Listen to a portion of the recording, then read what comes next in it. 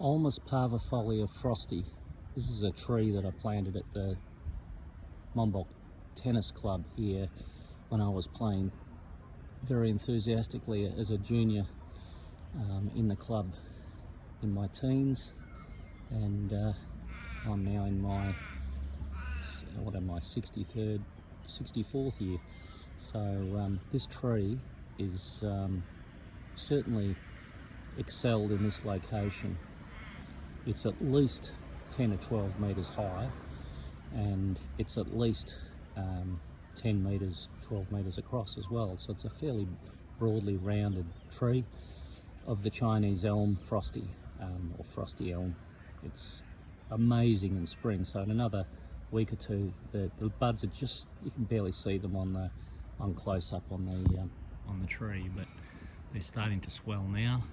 But when they come out, they're like frosty little white snow buds, creamy white colour, and they tend to have sort of a slightly marbled white across the surface of the leaf, and that slowly, as the spring leaf matures, you just get the little serrated margin with a white edge to it that remains. Sometimes you get a few leaves that remain later into the season, but predominantly that creamy white is just for the spring buds when they first emerge, and then, like I said, you get that beautiful margin to the serrated leaf, white edge that remains some time, and you'll notice that if you right through into through summer as well. In autumn, you go bright gold autumn colours.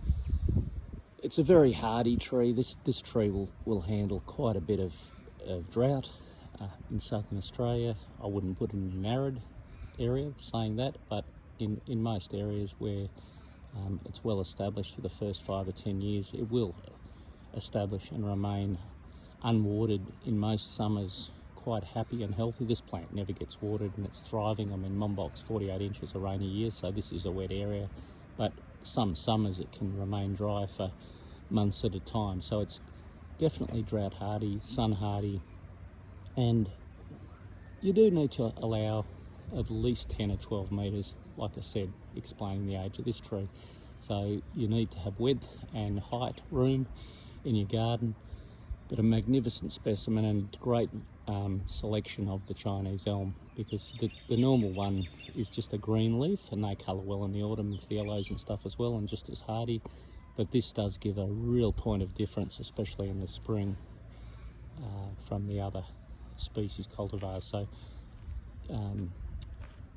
well worth a try. Ulmus parvifolia Frosty, imported by my father, oh gosh, probably 50 plus years, maybe 60 years ago.